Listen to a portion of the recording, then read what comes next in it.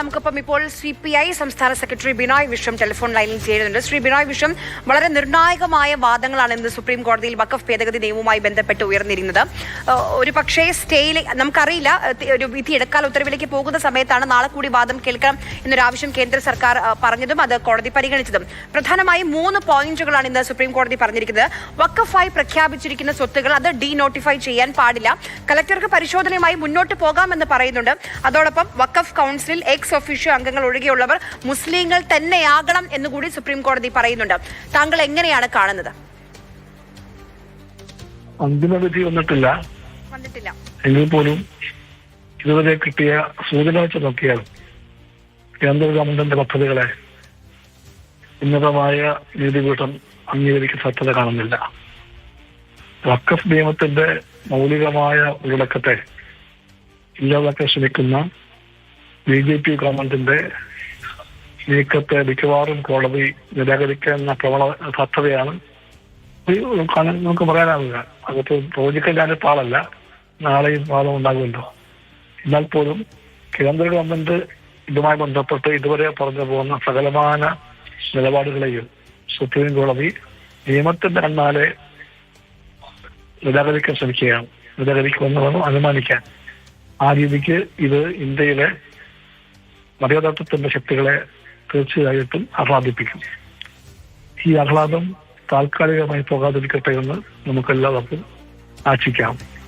ഒരു കാര്യം കൂടി, ഇപ്പം ഇന്ന് ചില സുപ്രധാനമായ ചോദ്യങ്ങൾ സുപ്രീം കോടതിയുടെ ഭാഗത്ത് നിന്ന് വന്നിരുന്നു.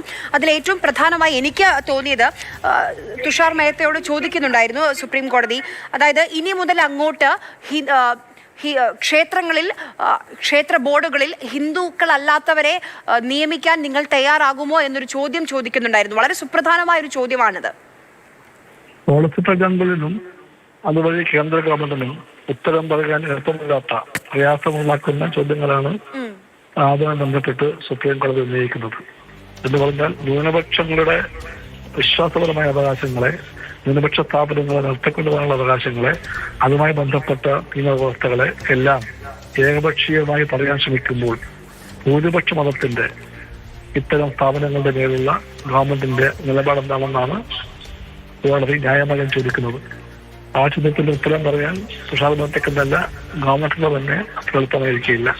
ഇതെല്ലാം വ്യക്തമാക്കുന്നത് ന്യൂനപക്ഷങ്ങളുടെ അല്ലെങ്കിൽ മതന്യൂനപക്ഷങ്ങളുടെ അതിന് മറുപടിയായി അതിന് കൃത്യമായി തുറന്നു പറയൂ എന്ന് സുപ്രീം കോടതി ചീഫ് ജസ്റ്റിസ് ചോദിക്കുമ്പോൾ അതിന് മറുപടിയായി തുഷാർ മെഹ്ത്ത പറയുന്നത് ഒരു അഫിഡവിറ്റ് നൽകാം. ആ അഫിഡവിറ്റ് ഇങ്ങനെയാണ്, അതായത് ഇതിൽ മുസ്ലിങ്ങളെ കൂടാതെ മുസ്ലിങ്ങളായി 2 പേർ മാത്രമേ ഉണ്ടാകുള്ളൂ എന്നുള്ള. അപ്പോഴും ക്ഷേത്രത്തിന് എന്ത് സംഭവിക്കും, അല്ലെങ്കിൽ ക്ഷേത്രത്തിന്റെ ബോർഡുകൾക്ക് കൂടി ഭാവിയിൽ ഇത് ബാധകമാക്കാനുള്ള ഒരു നടപടിയിലേക്ക് പോകുമോ എന്ന് ചോദിക്കുന്നതിന് അത് ആ മറുപടിയല്ല വരുന്നത്.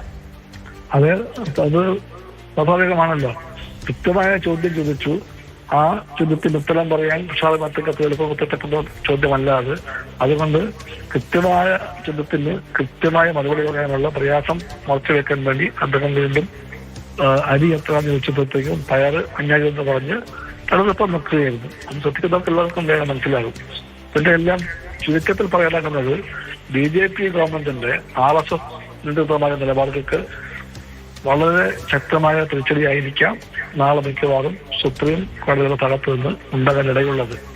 അതങ്ങനെ തന്നെയാകുമെന്ന് കൃത്യമായിട്ട് എനിക്ക് പറയാൻ പറ്റില്ല. പക്ഷേ ഈ പ്രതീക്ഷ അത് ഒരു മതത്തിന്റെ മാത്രമല്ല, മതേതര ബോധമുള്ള എല്ലാ ഇന്ത്യക്കാരുടെയും പ്രതീക്ഷയാണത്.